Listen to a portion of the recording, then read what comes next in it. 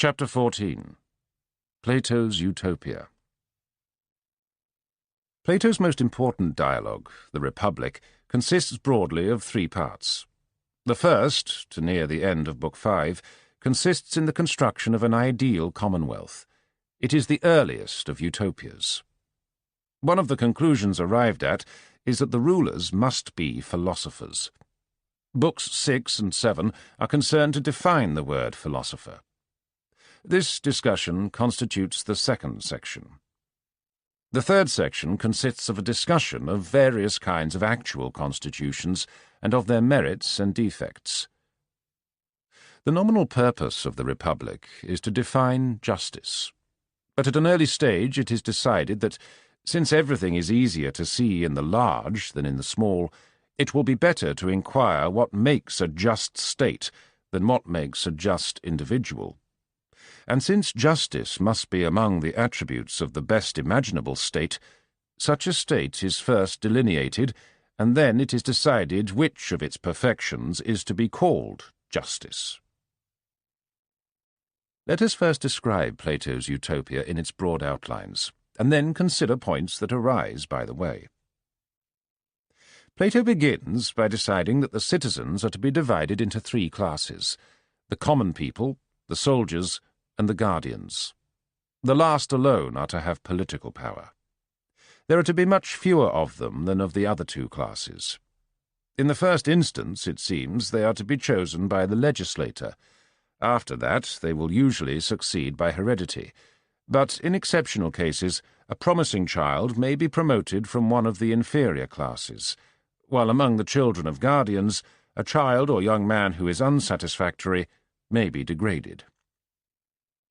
The main problem, as Plato perceives, is to ensure that the guardian shall carry out the intentions of the legislator. For this purpose, he has various proposals: educational, economic, biological, and religious. It's not always clear how far these proposals apply to other classes than the guardians. It's clear that some of them apply to the soldiers, but in the main, Plato is concerned only with the guardians, who are to be a class apart, like the Jesuits in old Paraguay, the ecclesiastics in the states of the Church until 1870, and the Communist Party in the USSR at the present day. The first thing to consider is education. This is divided into two parts: music and gymnastics. Each has a wider meaning than at present. Music means everything that is in the province of the Muses, and gymnastics means everything concerned with physical training and fitness. Music is almost as wide as what we should call culture, and gymnastics is somewhat wider than what we call athletics. Culture is to be devoted to making men gentlemen, in the sense which, largely owing to Plato, is familiar in England. The Athens of his day was, in one respect, analogous to England in the 19th century. There was in each an aristocracy enjoying wealth and social prestige, but having no monopoly of political power. And in each, the aristocracy had to secure as much power as it could by means of impressive behavior. In Plato's Utopia, however, the aristocracy rules unchecked. Gravity, decorum, and courage seem to be the qualities mainly to be cultivated in education. There is to be a rigid censorship, from very early years, over the literature to which the young have access, and the music they are allowed to hear. Mothers and nurses are to tell their children only authorized stories. Homer and Hesiod are not to be allowed for a number of reasons. First, they represent the gods as behaving badly on occasion, which is unedifying, and the young must be taught that evils never come from the gods, for God is not the author of all things, but only of good things. Second, there are things in Homer and Hesiod which are calculated to make their readers fear death, whereas everything ought to be done in education to make young people willing to die in battle. Our boys must be taught to consider slavery worse than death, and therefore they must have no stories of good men weeping and wailing, even for the death of friends. Third, decorum demands that there should never be loud laughter, and yet Homer speaks of inextinguishable laughter, among the blessed gods. How is a schoolmaster to reprove mirth effectively, if boys can quote this passage? Fourth, there are passages in Homer praising rich feasts, and others describing the lusts of the gods. Such passages discourage temperance. Dean Inge, a true Platonist, objected to a line in a well-known hymn: "The shout of them that triumph, the song of them that feast," which occurs in a description of the joys of heaven. Then there must be no stories in which the wicked are happy or the good unhappy. The moral effect on tender minds might be most unfortunate. On all these counts, the poets are to be condemned. Plato passes on to a curious argument about the drama. The good man, he says, ought to be unwilling to imitate a bad man. Now, most plays contain villains. Therefore, the dramatist and the actor who plays the villain's part have to imitate people guilty of various crimes.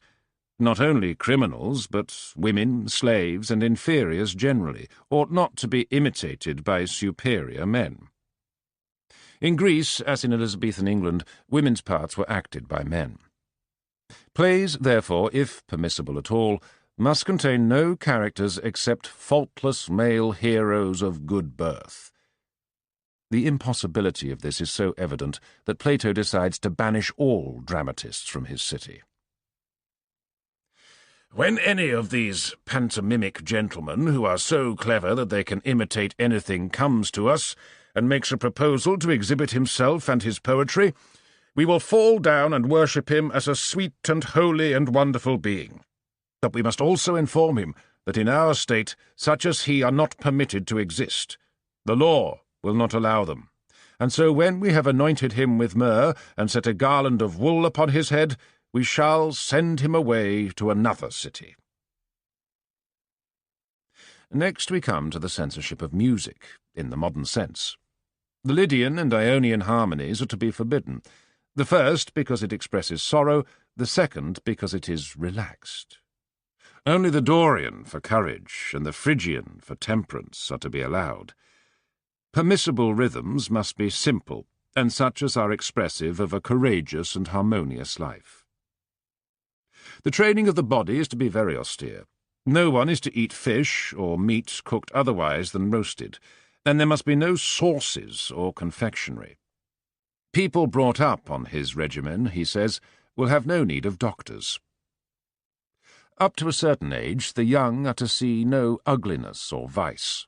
But at a suitable moment they must be exposed to enchantments, both in the shape of terrors that must not terrify, and of bad pleasures that must not seduce the will. Only after they have withstood these tests will they be judged fit to be guardians. Young boys, before they are grown up, should see war, though they should not themselves fight. As for economics, Plato proposes a thoroughgoing communism for the guardians, and, I think, also for the soldiers, though this is not very clear. The guardians are to have small houses and simple food. They are to live as in a camp, dining together in companies. They are to have no private property beyond what is absolutely necessary. Gold and silver are to be forbidden. Though not rich, there is no reason why they should not be happy. But the purpose of the city is the good of the whole, not the happiness of one class. Both wealth and poverty are harmful, and in Plato's city neither will exist. There is a curious argument about war that it will be easy to purchase allies, since our city will not want any share in the spoils of victory. With feigned unwillingness, the Platonic Socrates proceeds to apply his communism to the family. Friends, he says, should have all things in common, including women and children. He admits that this presents difficulties, but thinks them not insuperable. First of all, girls are to have exactly the same education as boys, learning music, gymnastics, and the art of war along with the boys. Women are to have complete equality with men in all respects. The same education which makes a man a good guardian will make a woman a good guardian, for their original nature is the same.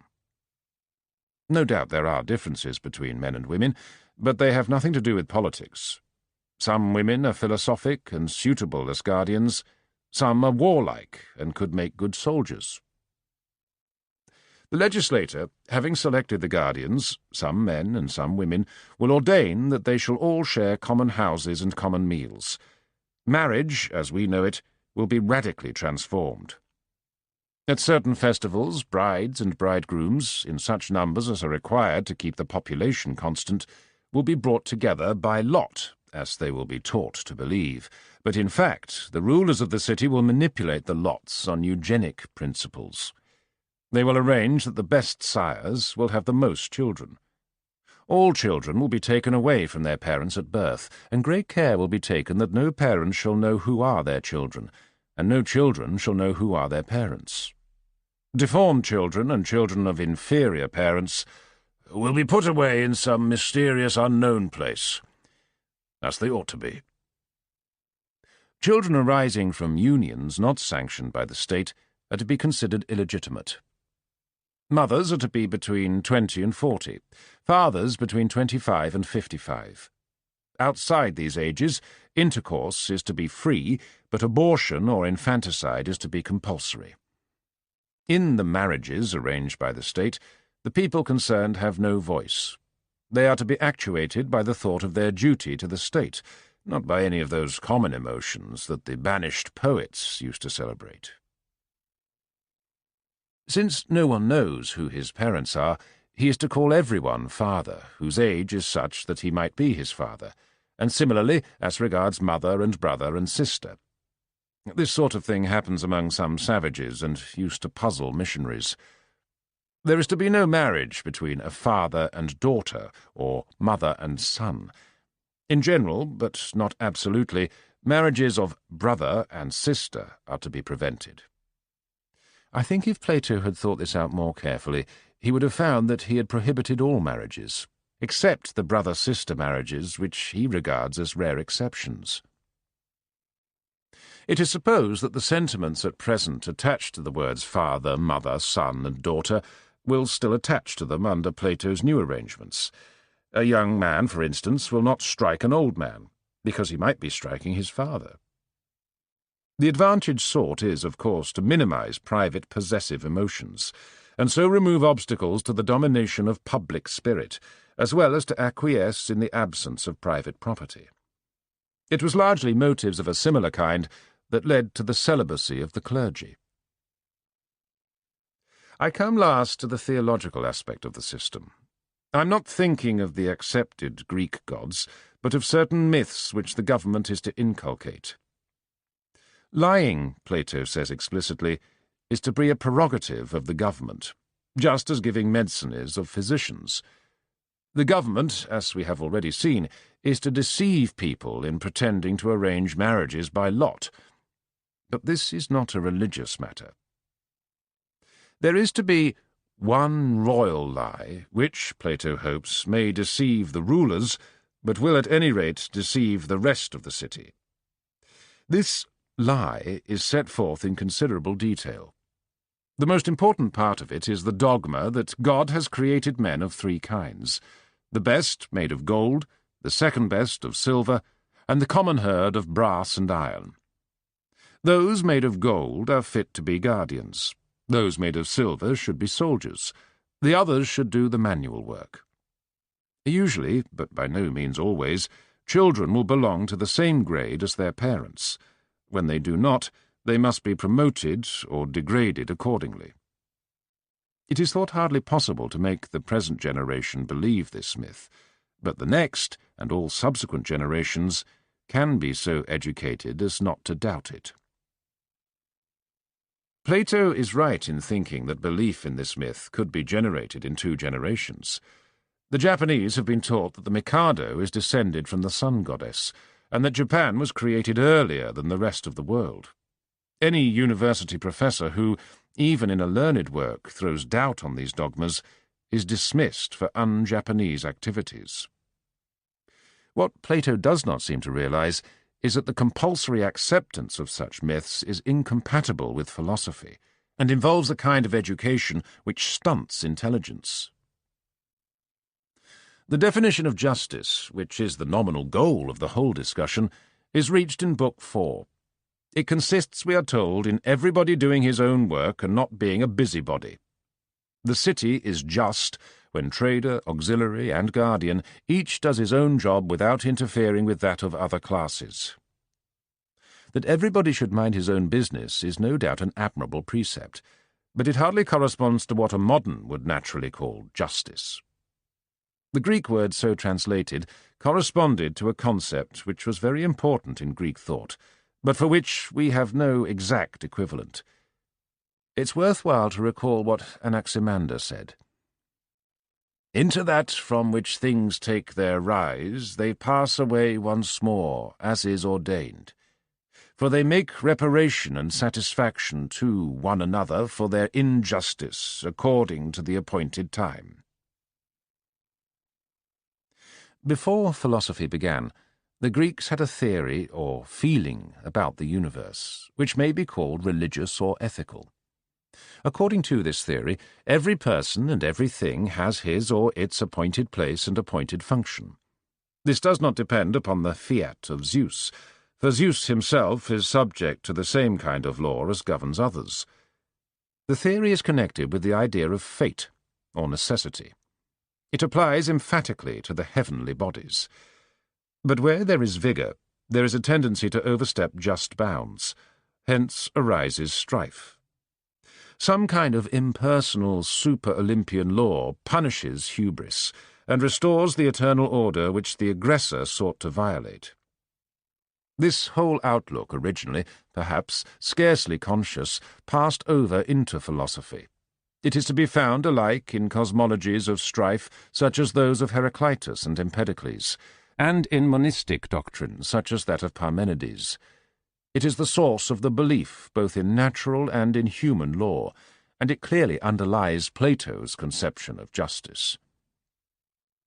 The word justice, as still used in the law, is more similar to Plato's conception than it is as used in political speculation.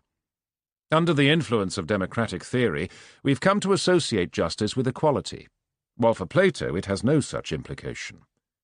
Justice, in the sense in which it is almost synonymous with law, as when we speak of courts of justice, is concerned mainly with property rights, which have nothing to do with equality. The first suggested definition of justice at the beginning of the Republic is that it consists in paying debts. This definition is soon abandoned as inadequate, but something of it remains at the end. There are several points to be noted about Plato's definition. First, it makes it possible to have inequalities of power and privilege without injustice. The guardians are to have all the power because they are the wisest members of the community. Injustice would only occur, on Plato's definition, if there were men in the other classes who were wiser than some of the guardians. That is why Plato provides for promotion and degradation of citizens, although he thinks that the double advantage of birth and education will, in most cases, make the children of guardians superior to the children of others. If there were a more exact science of government, and more certainty of men following its precepts, there would be much to be said for Plato's system. No one thinks it unjust to put the best men into a football team, although they acquire thereby a great superiority. If football were managed as democratically as the Athenian government, the students to play for their university would be chosen by lot. But in matters of government, it's difficult to know who has the most skill, and very far from certain that a politician will use his skill in the public interest rather than in his own, or in that of his class, or party, or creed. The next point is that Plato's definition of justice presupposes a state organized either on traditional lines, or, like his own, so as to realize in its totality some ethical ideal. Justice, we are told, consists in every man doing his own job. But what is a man's job? In a state which, like ancient Egypt or the kingdom of the Incas, remains unchanged generation after generation, a man's job is his father's job, and no question arises. But in Plato's state, no man has any legal father. His job, therefore, must be decided either by his own tastes or by the state's judgment as to his aptitudes. The latter is obviously what Plato would desire. But some kinds of work, though highly skilled, may be deemed pernicious. Plato takes this view of poetry, and I should take it of the work of Napoleon. The purposes of the government, therefore, are essential in determining what is a man's job. Although all the rulers are to be philosophers, there are to be no innovations. A philosopher is to be, for all time, a man who understands and agrees with Plato. When we ask, what will Plato's Republic achieve, the answer is rather humdrum. It will achieve success in wars against roughly equal populations, and it will secure a livelihood for a certain small number of people. It will almost certainly produce no art or science because of its rigidity. In this respect, as in others, it will be like Sparta. In spite of all the fine talk, skill in war and enough to eat is all that will be achieved. Plato had lived through famine and defeat in Athens. Perhaps subconsciously, he thought the avoidance of these evils the best that statesmanship could accomplish. A utopia, if seriously intended, obviously must embody the ideals of its creator. Let us consider for a moment what we can mean by ideals.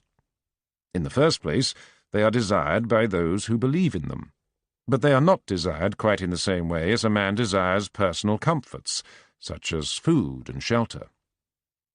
What makes the difference between an ideal and an ordinary object of desire is that the former is impersonal.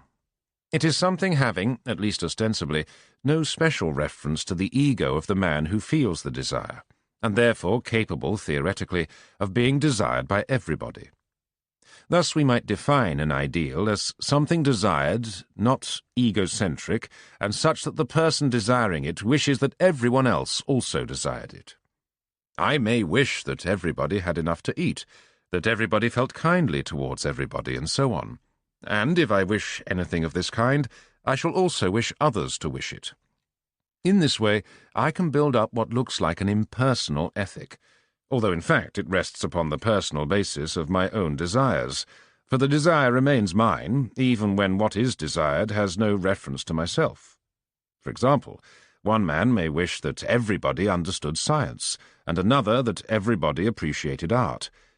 It is a personal difference between the two men that produces this difference in their desires. The personal element becomes apparent as soon as controversy is involved. Suppose some man says, "You are wrong to wish everybody to be happy. You ought to desire the happiness of Germans and the unhappiness of everyone else." Here, ought may be taken to mean that that is what the speaker wishes me to desire. I might retort that, not being German, it is psychologically impossible for me to desire the unhappiness of all non-Germans. But this answer seems inadequate. Again, there may be a conflict of purely impersonal ideals. Nietzsche's hero differs from a Christian saint, yet both are impersonally admired, the one by Nietzscheans, the other by Christians. How are we to decide between the two, except by means of our own desires? Yet if there is nothing further, an ethical disagreement can only be decided by emotional appeals, or by force, in the ultimate resort, by war. On questions of fact, we can appeal to science and scientific methods of observation, but on ultimate questions of ethics, there seems to be nothing analogous. Yet if this is really the case, ethical disputes resolve themselves into contests for power, including propaganda power. This point of view, in a crude form, is put forth in the first book of the Republic by Thrasymachus, who, like almost all the characters in Plato's dialogues, was a real person. He was a sophist from Chalcedon and a famous teacher of rhetoric. He appeared in the first comedy of Aristophanes in 427 BC. After Socrates has, for some time, been amiably discussing justice with an old man named Cephalus and with Plato's elder brothers, Glaucon and Adimantus, Thrasymachus, who has been listening with growing impatience, breaks in with a vehement protest against such childish nonsense. He proclaims emphatically that justice is nothing else than the interest of the stronger. This point of view is refuted by Socrates with quibbles. It is never fairly faced. It raises the fundamental question in ethics and politics, namely, is there any standard of good and bad except what the man using these words desires? If there is not, many of the consequences drawn by Thrasymachus seem unescapable. Yet how are we to say that there is? At this point, religion has, at first sight, a simple answer. God determines what is good and what bad. The man whose will is in harmony with the will of God is a good man. Yet this answer is not quite orthodox. Theologians say that God is good, and this implies that there is a standard of goodness which is independent of God's will. We are thus forced to face the question, is there objective truth or falsehood in such a statement as pleasure is good, in the same sense as in such a statement as snow is white? To answer this question, a very long discussion would be necessary. Some may think that we can, for practical purposes, evade the fundamental issue and say, I do not know what is meant by objective truth, but I shall consider a statement true if all, or virtually all, of those who have investigated it are agreed in upholding it. In this sense, it is true that snow is white, that Caesar was assassinated, that water is composed of hydrogen and oxygen, and so on. We are then faced with a question of fact. Are there any similarly agreed statements in ethics? If there are, they can be made the basis both for rules of private conduct and for a theory of politics. If there are not, we are driven in practice, whatever may be the philosophic truth, to a contest by force or propaganda, or both, whenever an irreconcilable ethical difference exists between powerful groups. For Plato, this question does not really exist. Although his dramatic sense leads him to state the position of Thrasymachus forcibly, he is quite unaware of its strength, and allows himself to be grossly unfair in arguing against it. Plato is convinced that there is the good, and that its nature can be ascertained. When people disagree about it, one at least is making an intellectual error, just as much as if the disagreement were a scientific one on some matter of fact. The difference between Plato and Thrasymachus is very important, but for the historian of philosophy it is one to be only noted, not decided. Plato thinks he can prove that his ideal republic is good. A democrat who accepts the objectivity of ethics may think that he can prove the republic bad. But anyone who agrees with Thrasymachus will say, there is no question of proving or disproving. The only question is whether you like the kind of state that Plato desires. If you do, it is good for you. If you do not, it is bad for you. If many do and many do not, the decision cannot be made by reason, but only by force, actual or concealed. This is one of the issues in philosophy that are still open. On each side there are men who command respect, but for a very long time the opinion that Plato advocated remained almost undisputed. It should be observed further that the view which substitutes the consensus of opinion for an objective standard has certain consequences that few would accept. What are we to say of scientific innovators like Galileo, who advocate an opinion with which few agree, but finally win the support of almost everybody? They do so by means of arguments, not by emotional appeals or state propaganda or the use of force. This implies a criterion other than the general opinion. In ethical matters, there is something analogous in the case of the great religious teachers. Christ taught that it is not wrong to pluck ears of corn on the Sabbath, but that it is wrong to hate your enemies. Such ethical innovations obviously imply some standard other than majority opinion, but the standard, whatever it is not objective fact, as in a scientific question. This problem is a difficult one, and I do not profess to be able to solve it. For the present, let us be content to note it. Plato's Republic, unlike modern utopias, was perhaps intended to be actually founded. This was not so fantastic or impossible as it might naturally seem to us. Many of its provisions, including some that we should have thought quite impracticable, were actually realized at Sparta. The rule of philosophers had been attempted by Pythagoras, and in Plato's time, Archytas, the Pythagorean, was politically influential in Taras, the modern Taranto, when Plato visited Sicily and southern Italy. It was a common practice for cities to employ a sage to draw up their laws. Solon had done this for Athens, and Protagoras for Thurii. Colonies in those days were completely free from control by their parent cities, and it would have been quite feasible for a band of Platonists to establish the Republic on the shores of Spain or Gaul. Unfortunately, chance led Plato to Syracuse, a great commercial city engaged in desperate wars with Carthage. In such an atmosphere, no philosopher could have achieved much. In the next generation, the rise of Macedonia had made all small states antiquated, and had brought about the futility of all political experiments in miniature.